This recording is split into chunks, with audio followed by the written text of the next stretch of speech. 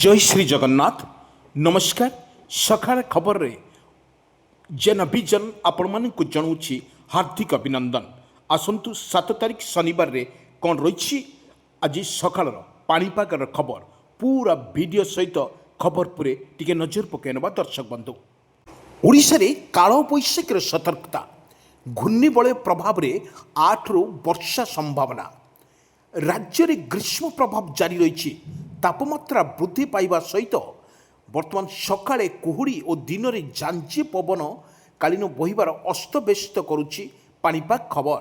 पाणीपाग विज्ञान केन्द्र द्वारा सूचना अनुसार वर्तमान आज जो शनिवार रे रही 39 डिग्री टपुथबार उत्तर ओडिशा एवं संलग्न एवं गंगेय पश्चिम उपरे समुद्र पतन ठारू 0.9 किलोमीटर किंतु उच्चरे एक घूर्णिबलय सृष्टि होउछि। यार प्रभाव रे 8 तारिख जो रही रविवार बेलू झारसुगुड़ा सुंदरगढ़ केन्दुझर मयूरभंज बालेश्वर भद्रक केन्द्रापड़ा जगतसिंहपुर घन घन घन वर्षा हेब। यह 30 रु 40 किलोमीटर पर्यंत झटका पवन बहिबार पूर्वान करा जाइथिबारु एने पाणीपाग केन्द्र पक्षरु संपृक्त जिलागुड़िक को येलो वार्निंग जारी करिछि भारतीय पाणीपाग विभाग। झड़ सहित वज्रपात समेत 8 रु 10 तारिख बेले जिला को येलो वार्निंग जारी करिछि भारतीय पाणीपाग विज्ञान केन्द्र। दर्शक बंधु आम कही रखुचु भुवनेश्वर वर्तमान जहाँ अपडेट खबर सामना को आसुछि आगामी 3 दिन अर्थात 4 रु 8 रु 10 तारिख पर्यंत ओडिशा रे झड़ बतास एवं पवन वज्रपात को नहीं राज्य रे कौन जिला को चेतावनी मध्य नहीं। यह परिवर्ते 2 दिन अर्थात 8 सकाळ ठारू 10 तारिख सकाळ पर्यंत झड़ सहित वज्रपात पवन संभावना नहीं केतेक जिला को मध्य रेड वार्निंग जारी करिछि आंचलिक पाणीपाग विज्ञान केन्द्र। वर्तमान ओडिशा पर जारी रही घन कुहुड़ी यही कुहुड़ी सहित प्रबल वर्षा एवं बिजुली घड़घड़ी सहित वर्षा को नहीं सतर्क सूचना जारी करिछि भारतीय पाणीपाग विभाग। किंतु परवर्ती 2 दिन अर्थात 10 रु 12 तारिख पर्यंत राज्य में कौन जिला को वर्तमान सचेतन माने रही चेतावनी दि जाइछि। किंतु एठी ओडिशा रे प्रबल वर्षा एवं बिजुली घड़घड़ी सहित वर्षार मध्य संभावना रही नहीं भारतीय पाणीपाग तार पूर्वान करिछि। ओडिशार केतोटी जिला को छाड़देले झड़ सहित वज्रपात पवन संभावना को नहीं 8 तारिख सकाळ ठारू 9 तारिख सकाळ पर्यंत 8 जिला को येलो वार्निंग जारी करिछि। सेही जिला गुड़िक को है झारसुगुड़ा सुंदरगढ़ केन्दुझर मयूरभंज बालेश्वर भद्रक केन्द्रापड़ा जगतसिंहपुर तन्मध्यरु केतेक जिला को मध्य पवन सहित घंटा प्रति 30 रु 40 किलोमीटर झटका पवन बहिबार संभावना अच्छी। किंतु पाणीपाग विभाग तार आकलन करिछि ओडिशा रे प्रबल वर्षा बिजुली घड़घड़ी सहित वर्षा संभावना रही। यही संभावना को आखि आगे रखी भारतीय पाणीपाग तार पूर्वान करिछि।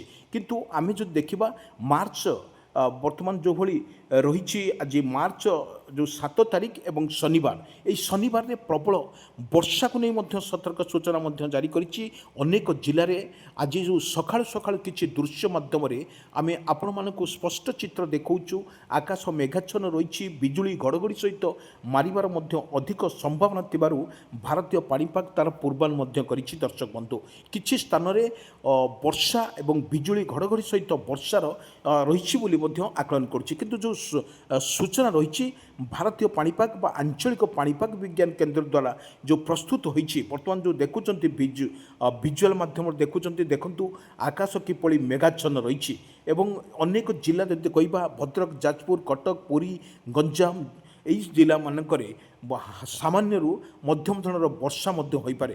किंतु ये आकलन करिछि आपनको देखुछि अन्य राज्य मानक किपरि तुहा को तुहा वर्षा सहित बिजुली घड़घड़ी सहित वर्षार मध्य संभावना अधिक थिबारु भारतीय पाणीपाग तार पूर्वान करिछि। दर्शक बंधु किछि विजुअल माध्यम आम स्पष्ट चित्र देखाऊँ। देखंतु किपरि भाव में ओडिशा रे रही प्रबल वर्षा एवं बिजुली घड़घड़ी सहित वर्षा रही आकलन आकलन करिछि भारतीय पाणीपाग विभाग। दिल्ली ଦିଲ୍ଲୀରେ ମଧ୍ୟ ତୁହାକୁ ତୁହା ବର୍ଷା, ଗୁଜରାଟ, ବମ୍ବେ ଏହି ସ୍ଥାନମାନଙ୍କରେ ଏବଂ ଶ୍ରୀଲଙ୍କାର ଯେଉଁ ସକ୍ରିୟ ଲଘୁଚାପଟି ଥିଲା ତାହାରି ପ୍ରଭାବରେ ଏଭଳି ଲଘୁଚାପଟି ଯେଉଁ ସୃଷ୍ଟି ହୋଇଛି ଏବଂ ଘୂର୍ଣ୍ଣିଝଡ଼, କାରଣ ଆମେ ଦେଖିଥିଲେ କୁଆପଥର ମାଡ଼ ସହିତ ବିଜୁଳି ଘଡ଼ଘଡ଼ି ସହିତ ବର୍ଷାର ମଧ୍ୟ ସମ୍ଭାବନା ଥିବାରୁ ଭାରତୀୟ ପାଣିପାଗ ତା'ର ପୂର୍ବାନ ମଧ୍ୟ କରିଛି।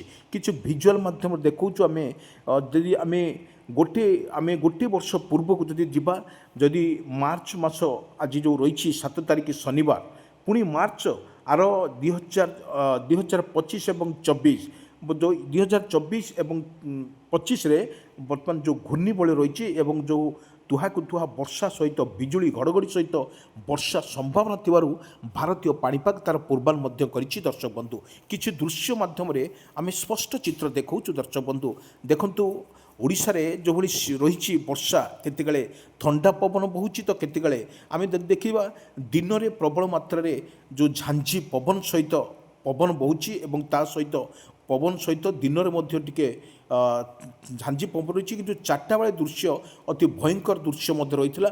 এই ଦୃଶ୍ୟ ହେଉଛି ଆମେ 6 ତାରିଖରେ ସକାଳୁ ଏବଂ ସନ୍ଧ୍ୟାବେଳେ ପ୍ରବଳ ଶୀତ ସହିତ ବର୍ତ୍ତମାନ ଦେଖିବାକୁ ମିଳିଥିଲା, କିନ୍ତୁ ଆଜି ଯେଉଁ ରହିଛି 7 ତାରିଖ ଶନିବାର ସକାଳର ଯେଉଁ ଦୃଶ୍ୟ ଆମେ ଦେଖାଉଛୁ ଆପଣମାନଙ୍କୁ, ଆକାଶ ମେଘାଚ୍ଛନ୍ନ ରହିବା ସହିତ ଘନ କୁହୁଡ଼ିରେ ବର୍ତ୍ତମାନ ଓଡ଼ିଶା ରହିଛି। ଏପର୍ଯ୍ୟନ୍ତ ଶୀତ ଗାୟବ ହୋଇସାରିଲା ପରେ ବି କୁହୁଡ଼ି ବନୁৱাৰ ଦୃଶ୍ୟମାନ ହେଉଛି ପ୍ରତ୍ୟେକ ଜିଲ୍ଲା କଥା ଯଦି କହିବା, ପ୍ରତ୍ୟେକ ଜିଲ୍ଲାରେ କୁହୁଡ଼ି ମଧ୍ୟ ଦୃଶ୍ୟମାନ ହେଉଛି। ଏହି କୁହୁଡ଼ି ସହିତ ହାଲକା ବର୍ଷା, ବିଜୁଳି ଘଡ଼ଘଡ଼ି ସହିତ ବର୍ଷା ସମ୍ଭାବନା ଥିବାରୁ ଭାରତୀୟ ପାଣିପାଗ ତା'ର ପୂର୍ବାନ କରିଛି। ଓଡ଼ିଶାରେ ପାଖାପାଖି ବିଜୁଳି ଘଡ଼ଘଡ଼ି ସହିତ ଅନ୍ଧାର ଦେଖାଯିବ ଏବଂ ଅତ୍ୟଧିକ ଯେଉଁ କାଳବୈଶାଖୀର ସତର୍କ ସୂଚନା ମଧ୍ୟ ଜାରି କରାଯାଇଛି। କାଳବୈଶାଖୀ ସହିତ ବର୍ଷା, ବିଜୁଳି ଘଡ଼ଘଡ଼ି ସହିତ ବର୍ଷା ସମ୍ଭାବନା ଥିବାରୁ ଭାରତୀୟ ପାଣିପାଗ ତା'ର ପୂର୍ବାନ ମଧ୍ୟ କରିଛି। ଦର୍ଶକ ବନ୍ଧୁ, କିଛି ଦୃଶ୍ୟ ମାଧ୍ୟମରେ ଆମେ ଲାଇଭ୍ ଭିଜୁଆଲ୍ ମାଧ୍ୟମରେ ଆମେ ସ୍ପଷ୍ଟ କରୁଛୁ, ଓଡ଼ିଶାରେ ପ୍ରବଳ ବର୍ଷା ଏବଂ ବିଜୁଳି ଘଡ଼ଘଡ଼ି ସହିତ ବର୍ଷାର ମଧ୍ୟ ସମ୍ଭାବନା ଥିବାରୁ ଆକୁ ମଧ୍ୟ ସତର୍କ ସୂଚନା ମଧ୍ୟ ଜାରି କରିଛି। କିନ୍ତୁ ଜିଲ୍ଲାରେ ସେହିଭଳି ଝଡ଼ ସହିତ ବଜ୍ରପାତ ପବନର ସମ୍ଭାବନାକୁ ନେଇ 9 ତାରିଖ ସକାଳଠାରୁ 10 ତାରିଖ ସକାଳ ପର୍ଯ୍ୟନ୍ତ 15ଟି ଜିଲ୍ଲାକୁ ମଧ୍ୟ ରେଡ୍ ୱାର୍ଣ୍ଣିଂ ଜାରି କରିଛି, ମଧ୍ୟ ୟେଲୋ ୱାର୍ଣ୍ଣିଂ ମଧ୍ୟ ଜାରି କରିଛି। ସେହି ଜିଲ୍ଲାଗୁଡ଼ିକୁ ହେଲା ଝାରସୁଗୁଡ଼ା, ବରଗଡ଼, ସମ୍ବଲପୁର, ସୁନ୍ଦରଗଡ଼, ଦେବଗଡ଼, ଅନୁଗୁଳ, କେନ୍ଦୁଝର, ଢେଙ୍କାନାଳ, ମୟୂରଭଞ୍ଜ, ବାଲେଶ୍ୱର, ଭଦ୍ରକ, ଯାଜପୁର, କଟକ, କେନ୍ଦ୍ରାପଡ଼ା, ଜଗତସିଂହପୁର। ତନ୍ମଧ୍ୟରୁ କେତେକ ସ୍ଥାନରେ ପବନର ବେଗ ଘଣ୍ଟା ପ୍ରତି 30ରୁ 40 କିଲୋମିଟର ରହିପାରେ ବୋଲି ମଧ୍ୟ ଆକଳନ ମଧ୍ୟ କରିଛି ଭାରତୀୟ ପାଣିପାଗ ବିଭାଗ। କିନ୍ତୁ ଭାରତୀୟ ପାଣିପାଗ ବିଭାଗ ତରଫରୁ ଯେଉଁ ପୂର୍ବାନ କରାଯାଇଛି, ଓଡ଼ିଶାର କେତୋଟି ଜିଲ୍ଲାକୁ ଛାଡ଼ିଦେଲେ ଆଉ ଅନ୍ୟ ଜିଲ୍ଲାମାନଙ୍କରେ ପ୍ରବଳ ବର୍ଷା ଏବଂ ବିଜୁଳି ଘଡ଼ଘଡ଼ି ସହିତ ବର୍ଷାର ମଧ୍ୟ ରହିବ ବୋଲି ମଧ୍ୟକୁ ଆକଳନ କରୁଛି ଭାରତୀୟ ପାଣିପାଗ ବିଭାଗ। କିନ୍ତୁ ଭାରତୀୟ ପାଣିପାଗ କହିଛି ବର୍ତ୍ତମାନ ଯେଉଁ 2 ଦିନ ଧରି ଓଡ଼ିଶାରେ ପ୍ରବଳ ମାତ୍ରାରେ ଛେଚିବ ଏବଂ ବର୍ଷା ପବନ ସହିତ ଘଡ଼ଘଡ଼ି ସହିତ ବର୍ଷାର ମଧ୍ୟ ରହିବ ବୋଲି ମଧ୍ୟ ଆକୁ ଆକଳନ କରୁଛି ଭାରତୀୟ ପାଣିପାଗ ବିଭାଗ। କିନ୍ତୁ ଜିଲ୍ଲାମାନଙ୍କର ଯଦି କହିବା, ଅନ୍ୟ ରାଜ୍ୟମାନଙ୍କରେ ପ୍ରବଳ ବର୍ଷା ମଧ୍ୟ ଜାରି ରହିବ। କିନ୍ତୁ ଏଇ ଯେଉଁ ସିଜିନ୍ ଆସୁଛି ବର୍ତ୍ତମାନ କାଳବୈଶାଖୀର ସିଜିନ୍, ଏହି ସିଜିନ୍କୁ ନେଇକି ବର୍ତ୍ତମାନ ଭୁବନେଶ୍ୱର ପାଣିପାଗ ବିଭାଗ ତା'ର ପୂର୍ବାନ ମଧ୍ୟ କରିଛି। ଓଡ଼ିଶାରେ ପାଖାପାଖି 8, 9, 10, 11, 12 এই ଯେଉଁ ରହିଛି এই ଦିନଗୁଡ଼ିକ ରହିଛି ପ୍ରବଳ ବର୍ଷାକୁ ନେଇ ମଧ୍ୟ ସତର୍କ ସୂଚନା ମଧ୍ୟ ଜାରି କରିଛି ଭାରତୀୟ ପାଣିପାଗ ବିଭାଗ। କିନ୍ତୁ ଭୁବନେଶ୍ୱର ଆଞ୍ଚଳିକ ପାଣିପାଗ କହିବା ଅନୁଯାୟୀ ଓଡ଼ିଶାରେ ବିଜୁଳି ଘଡ଼ଘଡ଼ି ସହିତ ବର୍ଷାର ମଧ୍ୟ ସମ୍ଭାବନା ଅଧିକ ଥିବାରୁ ତାହା ମଧ୍ୟ ସ୍ପଷ୍ଟ କରିଛି। କିନ୍ତୁ ରବି ଫସଲ ଟାଇମ୍ରେ କୃଷକ ତା'ର ନିଜ କ୍ଷେତ୍ରରେ ବର୍ତ୍ତମାନ ହଳ କରିବାରେ ବ୍ୟସ୍ତ ରହିଛି ଏବଂ ଯେଉଁ ଧାନ ଚାଷ କଥା ଯଦି କହିବା, ଧାନ ଚାଷ ମଧ୍ୟ ଓଡ଼ିଶାରେ ବର୍ତ୍ତମାନ ଯେଉଁ ସେକେଣ୍ଡ ସିଜିନ୍ ରହିଛି, ବର୍ତ୍ତମାନ ରବି ଫସଲରେ ଟାଇମ୍ରେ ବର୍ତ୍ତମାନ ଧାନ ଚାଷ ଗୁଡ଼ିକ ହେଉଛି। କୃଷି ବିଭାଗ ପକ୍ଷରୁ ବର୍ତ୍ତମାନ ଯାହା ବିହନ ସାର ଯୋଗାଇ ଦିଆଯାଉଛି, ସେଥିମଧ୍ୟ କୃଷକ ତତ୍ପର ଭାବରେ ଏ କୃଷକ କାର୍ଯ୍ୟକ୍ରମ ମଧ୍ୟ ରବି ଫସଲ କରୁଛି। କିନ୍ତୁ ଅଦିନିଆ ବର୍ଷା ଯଦି ହୁଏ ତାହେଲେ ଚାଷ ହତାଶ ହୋଇଯିବ, ଚାଷ କୂଳ ସର୍ବନାଶ ହୋଇଯିବ ବୋଲି ମଧ୍ୟ କୃଷି ବିଭାଗ ପକ୍ଷରୁ ସୂଚନା କରାଯାଇଛି। କିନ୍ତୁ ଏଭଳି ପାଣିପାଗ ବିଭାଗ ତା'ର ପୂର୍ବାନ କରିଛି। ଧାନ ଚାଷ ସହିତ କୃଷି ବିଭାଗ ତରଫରୁ ମଧ୍ୟ ସତର୍କ ସୂଚନା ଜାରି କରାଯାଇଛି। କିନ୍ତୁ ଏଭଳି ଭାବରେ ଯଦି ବର୍ଷା ହୁଏ, ଭାରତୀୟ ପାଣିପାଗ ବିଭାଗ ତା'ର ପୂର୍ବରୁ ସୂଚନା ମଧ୍ୟ ଦେବ ବୋଲି ଆକଳନ ମଧ୍ୟ କରାଯାଇଛି।